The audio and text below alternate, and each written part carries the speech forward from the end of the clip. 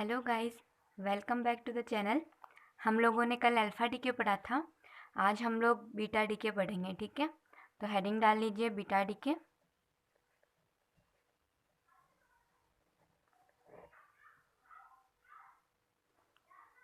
Beta decay के अंदर देखिए बीटा डीके होता क्यों है। जैसे हमने देखा था कि अल्फ़ा डीके कब होता है, जब हमारे न्यूक्लियस की साइज़ बहुत ज़्यादा होती है। तो साइज़ ज़्यादा होने के टाइम पे वो अनस्टेबल होता है। तो हीलियम का न्यूक्लियस यानी अल्फ़ा पार्टिकल रिलीज़ करता है, डॉटर न्यूक्लियाई में कन्वर्ट होता है और स्टेबिलिटी गेन करने की कोशिश करता है, ठीक है। इसी तरीके से बीटा डीके कब होता है, तो हमने देखा था कि जब हायर एलिमेंट्स हो जाते हैं, हायर एलिमेंट्स जो होते हैं उनके अंदर न्यूट्रॉन जो होता है वो नंबर ऑफ़ न्यूट्रॉन्स प्रोटॉन से काफ़ी ज़्यादा हो जाते हैं, ठीक है। तो जब नंबर ऑफ़ न्यूट्रॉन्स प्रोटॉन से कंपैरिजन में काफ़ी ज़्यादा होने लग जाते हैं तो हमारा जो न्यूक्लियस होता है वो अनस्टेबल हो जाता है। और स्टेबल होने के लिए फिर क्या होता है, बीटा डीके होता है प्रोसेस, ठीक है। तो देखिए बीटा डीके के लिए हम लिखते हैं फर्स्ट पॉइंट कि होता क्यों है बीटा डीके। तो it occurs due to inappropriate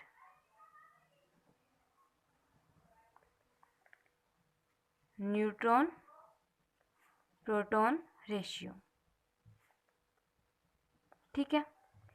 फिर है कि बीटा डीके के अंदर क्या होता है कि हमारा जो मास नंबर होता है न्यूक्लियस का वो चेंज नहीं होता है, वो एज इट इज रहता है। तो mass number remains unchanged. Mass number यानी ए, टोटल नंबर ऑफ न्यूक्लियस, ठीक है। अब है कि इस प्रोसेस के अंदर देखिए क्या होता है। तो बीटा डीके यानी जैसे अल्फा डीके में अल्फा पार्टिकल निकला था, वैसे बीटा डीके में हमारे से क्या निकलेगा, न्यूक्लियस से बीटा पार्टिकल निकलेगा। अब बात आती है कि बीटा पार्टिकल होता क्या है, ठीक है। बीटा पार्टिकल इलेक्ट्रॉन को कहते हैं क्या। देखिए हम लोग बोलते हैं ना beta minus decay, beta plus decay. अभी बात करेंगे इन सब की कि बीटा डीके में इलेक्ट्रॉन निकलता है। तो देखिए इसकी हम अलग से बात कर लेते हैं। बीटा डीके के अंदर हम लोग बोलते हैं कि इलेक्ट्रॉन निकलता है, ठीक है। बीटा डीके में प्रोसेस होती कहाँ पे, न्यूक्लियर डीके, न्यूक्लियस के अंदर डीके हो रहा है। तो इलेक्ट्रॉन क्या न्यूक्लियस के अंदर होता है क्या, इलेक्ट्रॉन न्यूक्लियस में नहीं होता है। तो फिर ये आता कहाँ से है, ठीक है। पहला क्वेश्चन तो ये। दूसरा क्वेश्चन ये बनता है कि बीटा डीके के अंदर इलेक्ट्रॉन निकलता है तो हम बोलते हैं कि बीटा पार्टिकल जो है ना वो इलेक्ट्रॉन ही है। तो क्या ये दोनों सेम चीज़ है, क्या इनमें कोई डिफरेंस है या इनमें कोई डिफरेंस नहीं है, इसकी बात करते हैं, ठीक है। तो इलेक्ट्रॉन तो हमको पता है, नॉर्मल जो हम लोग पढ़ते हैं। बीटा पार्टिकल क्या होता है, फास्ट मूविंग इलेक्ट्रॉन होता है। बीटा पार्टिकल हमारा फास्ट मूविंग इलेक्ट्रॉन होता है, ठीक है। जब हम इसको लिखते हैं ना इलेक्ट्रॉन को, तो कैसे लिखते हैं, -1 E0, ठीक है। अब फास्ट मूविंग इलेक्ट्रॉन होता है, इसका मतलब कि ये जो है जब हमारा बीटा डीके हो रहा है तो उस टाइम पे कुछ एनर्जी लेके निकला है, कुछ एनर्जी लेके निकला है, इसीलिए क्या फास्ट मूव करते हुए जाएगा। और हमको पता है जब भी कोई चीज़ फास्ट मूव करते हुए जाती है यानी इसकी वेलोसिटी यहाँ पे कितनी है, लगभग लाइट की स्पीड के बराबर है, ठीक है। तो इतनी कोई फास्ट मूविंग पार्टिकल है तो उसका मास हम डिफाइन नहीं कर सकते हैं। जैसे इलेक्ट्रॉन का रेस्ट मास हमको पता है कितना हो जाएगा, 9.1 इंटू 10⁻³ किलोग्राम, ठीक है। ये तो उसका रेस्ट मास है। लेकिन अगर इलेक्ट्रॉन जो है वो फास्ट मूव कर रहा है, उसकी स्पीड लाइट की स्पीड के कंपेरेबल है, तो उस केस के अंदर हम लोग बोल सकते हैं क्या कि हमारा जो इलेक्ट्रॉन है उसका रेस्ट मास तो पता है, लेकिन उस केस के अंदर उसका जो मास है वो हम डिफाइन नहीं कर सकते हैं, ठीक है। तो ये डिफरेंस होता है इलेक्ट्रॉन के अंदर और एक बीटा पार्टिकल के अंदर। इलेक्ट्रॉन जो है फास्ट मूव कर रहा होता है, इस केस में फास्ट मूविंग इलेक्ट्रॉन को हम लोग बीटा पार्टिकल बोलते हैं, ठीक है। फिर हमारा सेकंड जो पहला क्वेश्चन था वो ये था कि इलेक्ट्रॉन तो इसमें होता ही नहीं है तो वो निकलता कैसे है। तो उसके लिए देखिए जो बीटा डीके होता है उसमें प्रोटॉन और न्यूट्रॉन जो है वो आपस में कन्वर्ट होते रहते हैं। यानी प्रोटॉन जो है वो न्यूट्रॉन में चेंज होता है और न्यूट्रॉन जो है वो प्रोटॉन में चेंज होता है। जब प्रोटॉन न्यूट्रॉन में चेंज होता है तो साथ में एक इलेक्ट्रॉन निकालता है, ठीक है। ये इसके ऊपर चार्ज, तो ये साथ के अंदर क्या होगा, एक इलेक्ट्रॉन निकालेगा। अब इसने एक इलेक्ट्रॉन निकाला है तो उस केस में क्या इसका चार्ज कंजर्व हो जाएगा टोटल। और ऐसे इसके अंदर क्या होगा, अब देखिए क्या ये सही है क्या।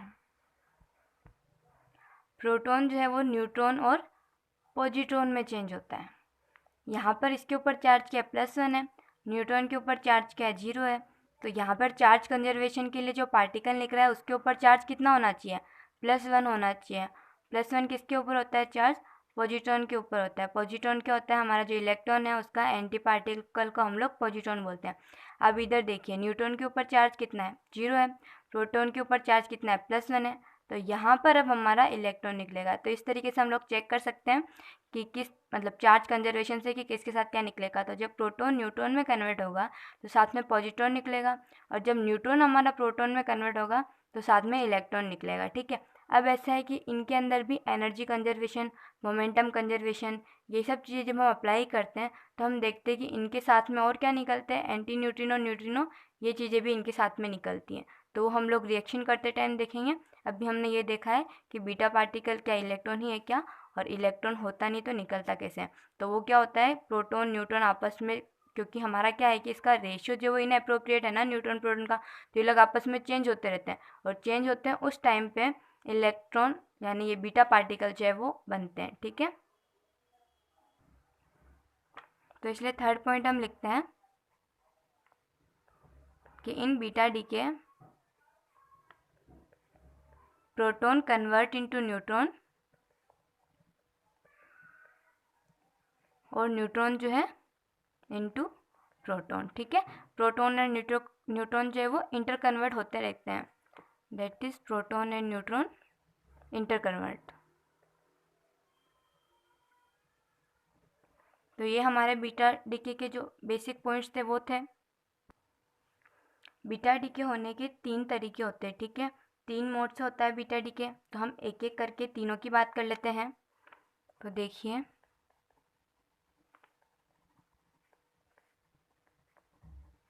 There are 3 modes of beta DK.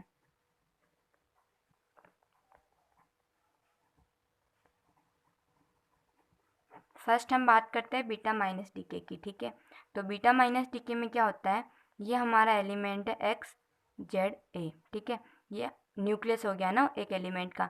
यहाँ पर ये तो उस एलिमेंट का सिंबल है। ये जेड क्या होता है, प्रोटॉन नंबर, ए क्या होता है, मास नंबर। तो बीटा माइनस डीके है। माइनस डीके का मतलब हम समझ सकते हैं कि इसमें से इलेक्ट्रॉन निकलेगा। ठीक है, इलेक्ट्रॉन निकलेगा। तो देखिए, ये तो हमारा पेरेंट न्यूक्लियस था। अब हम मान लेते हैं कि डीके के बाद में डॉटर न्यूक्लियस निकला, बना हमारा वाई बचा। ठीक है, और बीटा माइनस डीके तो इसमें इलेक्ट्रॉन निकला। इलेक्ट्रॉन को हम लिखते हैं -1e0। ठीक है, और हमारे इसमें हम लोग आगे बढ़ेंगे कि एनर्जी कंजर्वेशन और मोमेंटम कंजर्व नहीं रहते अगर हम सिर्फ इनकी बात करते हैं। ठीक है, तो एनर्जी कंजर्वेशन और मोमेंटम कंजर्वेशन के लिए हमको यहाँ पर एंटी न्यूट्रिनो एलिमेंट और जोड़ना पड़ता है। ठीक है, तो अब देखिए, यहाँ पर इसका प्रोटॉन नंबर जेड है, यहाँ पर -1 है। तो यहाँ पर क्या होना चाहिए कि टोटल जो है वो सेम रहे। तो सेम रखने के लिए यहाँ पर हमको लिखना पड़ेगा Z+1। तो Z+1 -1 यानी जेड बन गया। अब हमने देखा है कि मास नंबर जो है वो अनचेंज रहता है। ठीक है, तो ए का वापस यहाँ पर क्या आ जाएगा, ए आ जाएगा। ठीक है, अब अगर हम इसको न्यूट्रॉन और प्रोटॉन वाली फॉर्म में लिखते हैं तो देखिए, न्यूट्रॉन क्या देता है हमें, प्रोटॉन। ठीक है, प्लस इलेक्ट्रॉन, और एनर्जी कंजर्वेशन वगैरह वो सब लगाए तो साथ में एंटी न्यूट्रिनो। ठीक है, ये हमारा बीटा माइनस डीके था। अब सेकंड जो मोड होता है वो होता है हमारा beta plus DK.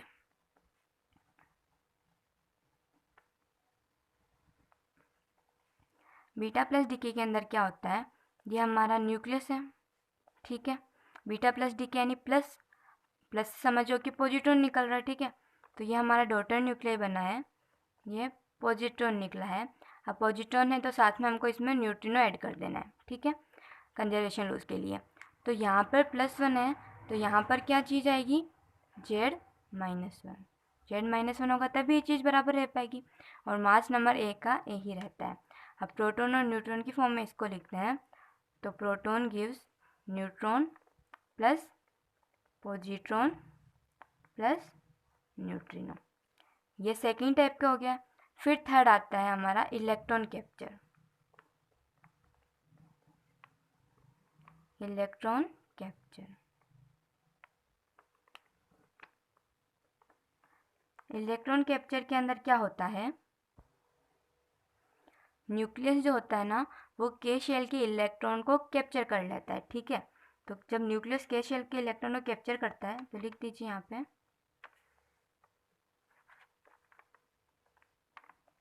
Nucleus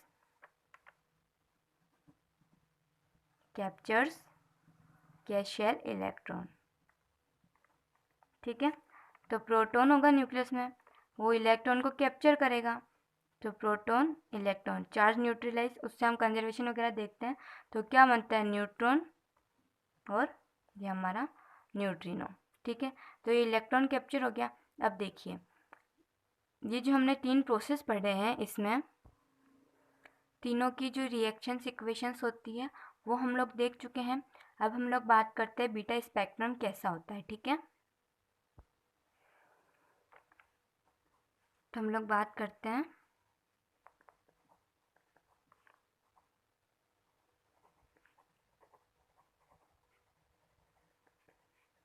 beta रे स्पेक्ट्रम की, ठीक है। तो देखिए जब ग्राफ प्लॉट किया जाता है, इधर हम एनर्जी ले लेते हैं और इधर हम ले लेते हैं नंबर ऑफ बीटा पार्टिकल्स।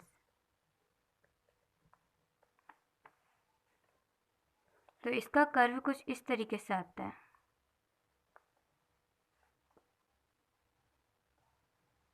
ठीक है। जो यहाँ पर ये चीज़ जो है वो क्या है, ई नोड लेते हैं इस पॉइंट को, ये मैक्सिमम एनर्जी है जो हमारा बीटा पार्टिकल निकला है ना उसकी, ठीक है। तो हम लोगों ने क्या देखा कि ये जो बीटा रे स्पेक्ट्रम है वो कंटिन्यूस स्पेक्ट्रा है, ठीक है। देख सकते हैं हम लोग हमारे ग्राफ में बीटा रे स्पेक्ट्रम इज कंटिन्यूस स्पेक्ट्रम। अब कंटिन्यूस स्पेक्ट्रम क्यों है, तो देखिए अभी हमने देखा था कि बीटा पार्टिकल निकलता है और उसके साथ में न्यूट्रिनो या एंटी न्यूट्रिनो भी निकलता है, कंजर्वेशन लॉज के हिसाब से हम लोग इस चीज़ को पता करते हैं, ठीक है। तो वो जो 2 पार्टिकल्स हैं उनके बीच में एनर्जी शेयर होती है, तो इसलिए इसके अंदर जो कंटिन्यूस स्पेक्ट्रम बनता है, ठीक है। Maximum energy of emitted beta particle, यानी बीटा पार्टिकल की एनर्जी जब मैक्सिमम है, इसका मतलब क्या है कि उसके साथ में जो न्यूट्रिनो या एंटी न्यूट्रिनो निकला है ना उसकी एनर्जी मिनिमम होगी, ठीक है। इस तरीके का कर्व आता है, इसको कंटिन्यूस स्पेक्ट्रम होता है ये। अब देखते हैं हम कि बीटा स्पेक्ट्रम जो है ना प्रॉब्लम्स क्या क्या है इसमें, है ना। तो अब हम लोग बात कर रहे हैं अबाउट प्रॉब्लम्स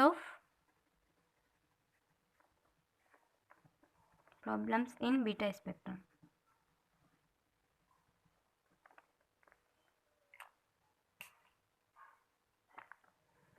बीटा स्पेक्ट्रम में क्या प्रॉब्लम्स है, ठीक है। तो सबसे पहली बात तो यह है कि देखिए लिक्विड ड्रॉप मॉडल में हमने देखा था, पहले मैं लिख देती हूँ, एक्सप्लेन करना इजी रहेगा। According to liquid drop model,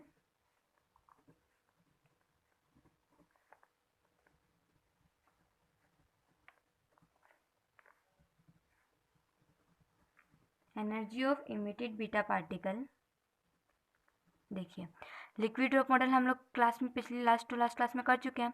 तो लिक्विड ड्रॉप मॉडल के अकॉर्डिंग जो एनर्जी है इमिटेड बीटा पार्टिकल की वो कितनी होती है, E equals to mass of parent nuclei minus mass of daughter nuclei into C square. वो हमारा ई मैक्सिमम या फिर ई नोड होना चाहिए, ठीक है। लेकिन फ्रॉम अबव रिजल्ट ये जो हमने स्पेक्ट्रम बनाया है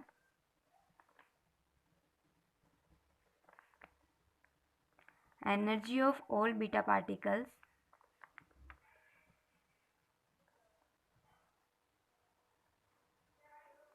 देखिए फ्रॉम अबव रिजल्ट यानी हम इसकी बात कर रहे हैं ना, ये जो हमने इक्वेशन लिखी है इसके अकॉर्डिंग क्या है कि पेरेंट जो है उसका मास तो फिक्स है, डॉटर न्यूक्लियस उसका मास भी फिक्स है, यानी हमारे पास एक पर्टिकुलर ई मैक्स की वैल्यू आ गई है ना जो हमारा ई नोड है। यानी क्या है कि फिक्स वैल्यू आ गई ई नोड की, तो जितने भी बीटा पार्टिकल्स निकलेंगे उनके लिए एनर्जी सेम होनी चाहिए। Energy of all beta particles must be same,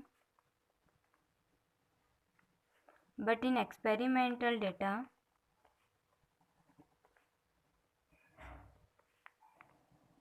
it is not so, ठीक है। देखिए, लिक्विड ड्रॉप मॉडल के अकॉर्डिंग हमने देखा था एनर्जी इस फॉर्मूले से ली जाती है। ठीक है, ये दोनों चीज़ें फिक्स होगी किसी भी रिएक्शन के लिए। इसका मतलब ई मैक्सिमम ई नोट की एक पर्टिकुलर वैल्यू होगी। ठीक है, तो जितने भी बीटा पार्टिकल्स निकल रहे हैं उनकी एनर्जी तो यही रहनी चाहिए, फिक्स रहनी चाहिए। लेकिन जब हम नंबर ऑफ बीटा पार्टिकल्स और एनर्जी के बीच में ग्राफ प्लॉट करते तो हमारा ग्राफ तो इस तरीके से आ रहा है। इसका मतलब सबकी एनर्जी ई नोट तो नहीं है, वेरिएबल है एनर्जी तो। ठीक है, तो इसका मतलब क्या है कि ये चीज़ हमारी यहाँ पर मैच नहीं करी। ठीक है, सेकंड अब हम लोग बात करते हैं सेकंड प्रॉब्लम क्या थी। एंगुलर मोमेंटम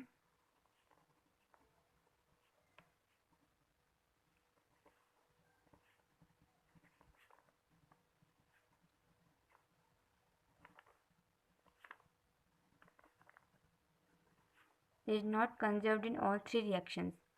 जो हमने तीनों रिएक्शंस है ना, देखिए इसमें मैंने तो कंजर्वेशन के लिए पहले ही आपको बता दिया।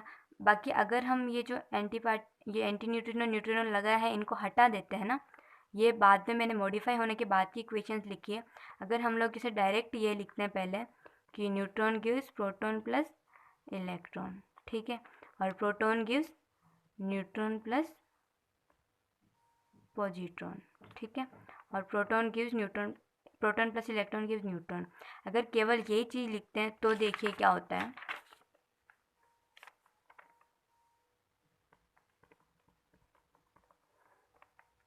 इसकी स्पिन कितनी होती है, फर्मियोन है, हाफ स्पिन। इसकी भी हाफ, इसकी भी half. Angular momentum conservation check करते हैं हम, तो हाफ और हाफ से क्या बनेगा हमारे पास, पेयर से 0 और 1 बनेगा। इसका मतलब एंगुलर मोमेंटम कंजर्व्ड है क्या, एंगुलर मोमेंटम नॉट कंजर्व्ड। ठीक है, एंगुलर मोमेंटम कंजर्व नहीं है। अब हम लोग देखते हैं तीसरा पॉइंट। तीसरा पॉइंट ये है कि हमारा लीनियर मोमेंटम जो है वो भी कंजर्व नहीं हो रहा है।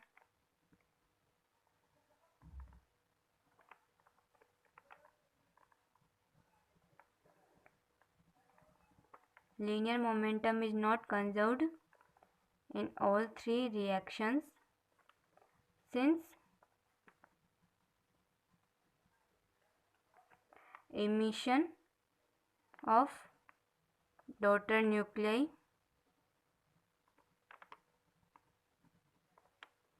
and beta particle are not opposite to each other.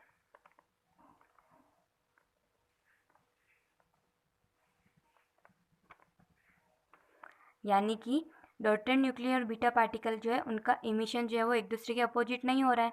और जब तक अपोजिट नहीं होगा तब तक हमारा लीनियर मोमेंटम कंजर्व नहीं रहेगा, क्योंकि लीनियर मोमेंटम पी क्या होता है, एम वी। अब हमारा इनिशियली जो है पेरेंट न्यूक्लियर वो क्या रेस्ट पे रहता है, तो उसका मोमेंटम तो जीरो है। अब फाइनल मोमेंटम भी मोमेंटम कंजर्वेशन का मतलब क्या है कि फाइनल मोमेंटम जो है वो भी जीरो होना चाहिए टोटल। तो वो कब होगा, जब टोटल अपोजिट जाएंगे एक दूसरे के। लेकिन ये दोनों का मोशन तो एक दूसरे के अपोजिट टाइप का हो ऐसा कुछ है नहीं। इसका मतलब लीनियर मोमेंटम कंजर्व नहीं होगा। अब मोमेंटम कंजर्व होना ही क्यों चाहिए, ठीक है ना। तो न्यूटन का सेकंड लॉ क्या बोलता है हमको, F equals to D P by D T होता है। ये थोड़ा एक्स्ट्रा है ना। अब देखिए हम बाहर से कोई फोर्स लगा रहे हैं क्या बीटा डीके के लिए, वो खुद की अनस्टेबिलिटी से स्टेबिलिटी अचीव करने के लिए हो रहा है। इसका मतलब ये कि हम लोग बाहर से कोई फोर्स नहीं लगा रहे हैं। तो एक्सटर्नल फोर्स क्या है, एक्सटर्नल फोर्स एफ जीरो है, तो D P by D T zero है। इसलिए हमारा मोमेंटम जो है वो कंजर्व होना चाहिए, जो कि यहाँ पर नहीं हो पा रहा है। ठीक है, अभी जो तीन प्रॉब्लम्स इनका सॉल्यूशन हम लोग देख रहे हैं, तो देखिए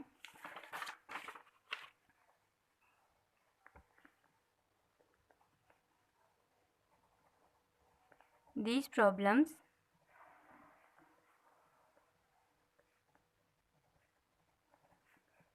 were solved by Pauli's hypothesis.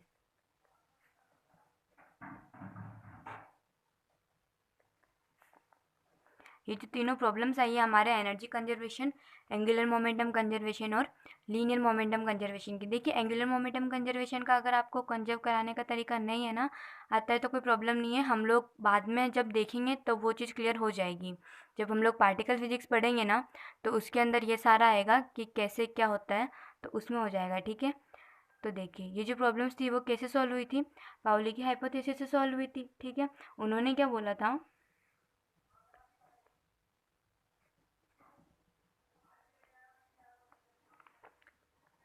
that there is one more particle emitted in reaction which have mass equals to 0, charge equals to 0 and spin half।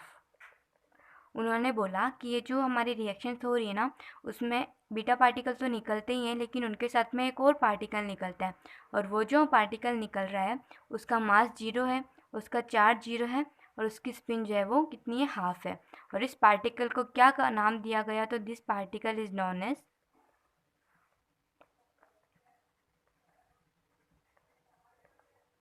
Neutrino. ठीक है, मैंने तो आपको पहले ही न्यूट्रिनो बता दिया था कि रिएक्शन कंजर्वेशन के लिए वो साथ में निकलता है, लेकिन पहले ये चीज़ सामने नहीं आई थी। पहले ये था कि न्यूट्रॉन जो है वो प्रोटॉन और इलेक्ट्रॉन में चेंज होता है, प्रोटॉन जो है वो न्यूट्रॉन और पॉजिट्रॉन में चेंज हो जाता है। लेकिन इनके बाद में जब स्पेक्ट्रम आया तो ये सारे कन्फ्यूजन थे कि इन सब कंजर्वेशन का क्या होगा। ये सारी प्रॉब्लम्स को सॉल्व करने के लिए फिर पाउली ने अपना ये हाइपोथेसिस दिया। इससे हमको पता चलता है कि न्यूट्रिनो जो है वो भी निकलता है। ठीक है, तो जब हम इस न्यूट्रिनो का कंसेप्ट को अप्लाई करके देखते हैं तो हमारी जो तीनों प्रॉब्लम्स थी ना, एनर्जी, एंगुलर मोमेंटम और लीनियर मोमेंटम कंजर्वेशन की, ये तीनों प्रॉब्लम सॉल्व हो जाती है। ठीक है, तो सबसे पहले हम फर्स्ट प्रॉब्लम का एक एक करके तीनों प्रॉब्लम का सॉल्यूशन देके जाते हैं। ठीक है, तो फर्स्ट प्रॉब्लम का सॉल्यूशन क्या था, तो देखते हैं।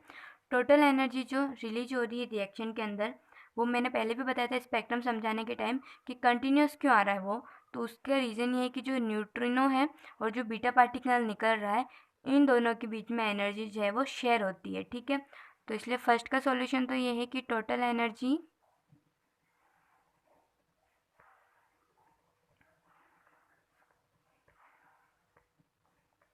released in a reaction is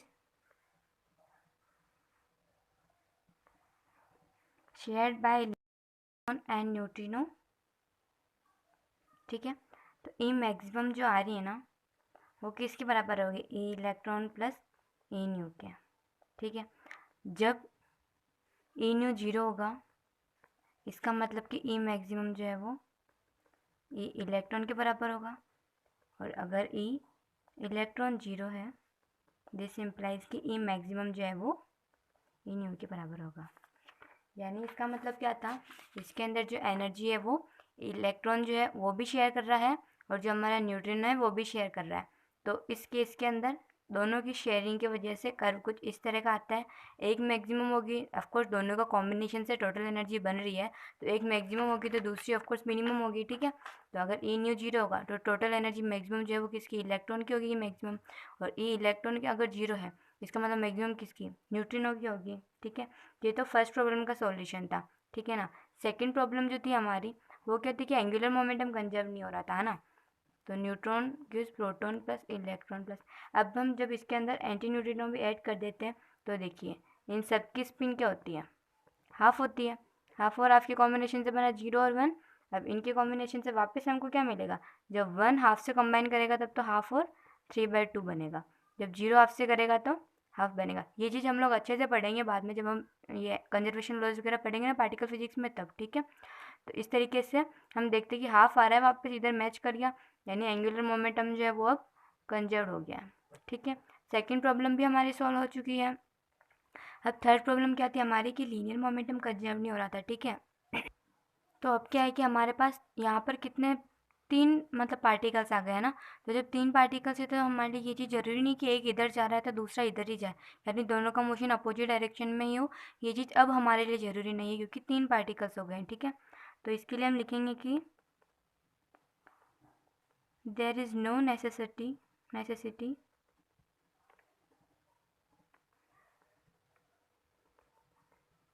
that emitted beta particle and daughter nuclei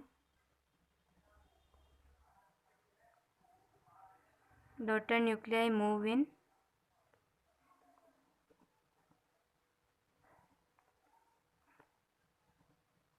opposite direction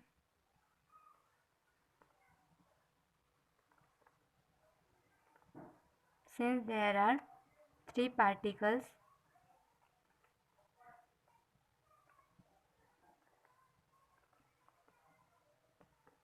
emitted in the reaction, ठीक है। 3 पार्टिकल्स इमिट हो रहे रिएक्शन में, तो जरूरी नहीं कि वो दोनों अपोजिट डायरेक्शन में जाए, तो भी हमारा एंगल जो लीनियर मोमेंटम वो कंजर्व हो जाएगा क्योंकि 3 पार्टिकल्स है, ठीक है। देखिए, पैरिटी इज नॉट कंजर्व्ड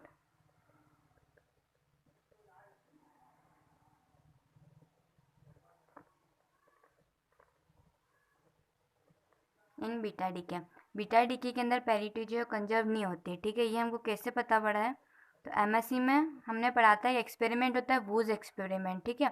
उस एक्सपेरिमेंट के रिजल्ट से ये पता पड़ता है कि जो बीटा डीके होता है उसमें ये पैरिटी जो होती है, पैरिटी बीटा डीके में कंजर्व नहीं होती है। तो हम लोग ज़्यादा डीप में नहीं जाएंगे, बस इसके लिए उस टाइम पे भी जो मेन लाइन थी वो ही लिख लेते हैं। It is proved bye whose experiment which says that number of beta particles in the direction of polarization of nuclei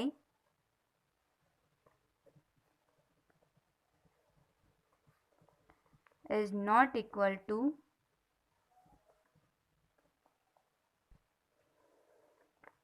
number of beta particles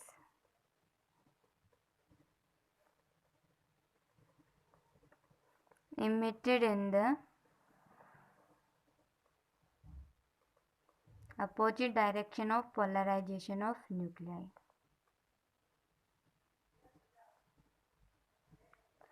तो क्या है कि हमने वूज एक्सपेरिमेंट से देखते हैं हम लोग कि जो हमारे न्यूक्लियाई की पोलराइजेशन की डायरेक्शन है उसमें उसकी डायरेक्शन में जितने बीटा पार्टिकल्स निकल रहे होते हैं उतने के उतने ही उसके अपोजिट डायरेक्शन में नहीं निकल रहे होते हैं, ठीक है। और बाकी काफ़ी अच्छा लंबा एक्सपेरिमेंट था ये वाला, तो हम लोग उस एक्सपेरिमेंट से देख सकते हैं। अभी हम लोग इतना डिटेल में नहीं जाएंगे, बस हमारा मेन काम इससे है कि जो बीटा डीके होता है ना उसमें पैरिटी कंजर्व नहीं होती है, ठीक है। सेकेंड चीज़ जो ध्यान रखने लायक है वो क्या है, हमने एक और चीज़ पढ़ते हैं हम लोग according to Fermi theory of beta decay, ठीक है। बीटा डीके की जो फर्मी थ्योरी है ना, इसका भी मेन पॉइंट देख लेते हैं। तो according to Fermi theory of beta decay, number of emitted beta particles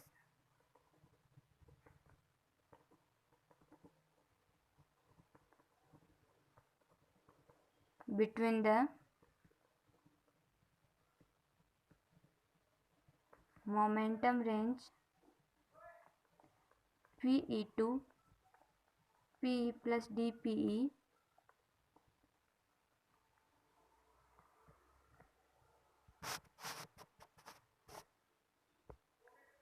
is proportional to E maximum minus E का स्क्वायर पी का स्क्वायर, ठीक है। तो Fermi theory of beta decay जो है ना उसका मेन पॉइंट हमारा ये निकलता है कि जो number of emitted beta particles between the momentum range P to P E plus D P, यानी कि पी और P E plus D P इन दोनों मोमेंटम के बीच की जो रेंज है ना उसमें उतनी रेंज के अंदर मोमेंटम रखने वाले जितने भी बीटा पार्टिकल्स निकल रहे हैं उनका नंबर जो है वो किसके प्रोपोर्शन होता है, ई मैक्सिमम माइनस ई का स्क्वायर डिवाइडेड बाय पी का स्क्वायर। ये मैक्सिमम हम पहले यूज ले चुके हैं, और ई क्या है, इलेक्ट्रॉन है ना, इलेक्ट्रॉन के लिए आता है जो मतलब जो बीटा पार्टिकल निकल रहा है ना इसके लिए। तो देखिए आज हमने क्या देखा, बीटा डीके से स्टार्ट किया था कि ये किसकी वजह से होता है, हायर जैसे एलिमेंट्स आते जाते हैं उनमें न्यूट्रॉन जो होते हैं प्रोटॉन से बहुत ज़्यादा होते जाते हैं, तो इनअप्रोप्रिएट न्यूट्रॉन प्रोटॉन की वजह से होता है। मास नंबर अनचेंज रहता है, प्रोटॉन न्यूट्रॉन का इंटर कन्वर्जन होता है। बीटा डीके के अंदर फिर हमने देखा कि इलेक्ट्रॉन तो होता ही नहीं है, तो निकलता कैसे है, ठीक है, न्यूक्लियस के अंदर से। और हमने देखा था कि बीटा पार्टिकल और इलेक्ट्रॉन में क्या डिफरेंस है, क्या दोनों सेम है या नहीं है। ये जो तीनों मोड्स हैं बीटा डीके के ये देखे थे हमने। उसके बाद में हमने बीटा रे स्पेक्ट्रम की बात की थी कि स्पेक्ट्रम कंटिन्यूस होता है। प्रॉब्लम्स इन बीटा स्पेक्ट्रम जो थी हमारी energy conservation, angular momentum conservation और लीनियर मोमेंटम का कंजर्वेशन, ये प्रॉब्लम्स हमने देखी थी क्या क्या आती है। उसके बाद में हमने देखा था कि पाउली का हाइपोथेसिस जो है जिसमें न्यूट्रिनो क्या होता है उसके बारे में बताया गया। उससे हमारी तीनों प्रॉब्लम्स जो है वो सॉल्व हो जाती है। इसका मतलब कि इन रिएक्शंस में न्यूट्रिनो और एंटी न्यूट्रिनो भी इन्वॉल्व होते हैं। हमने ये तीनों पॉइंट देखे थे।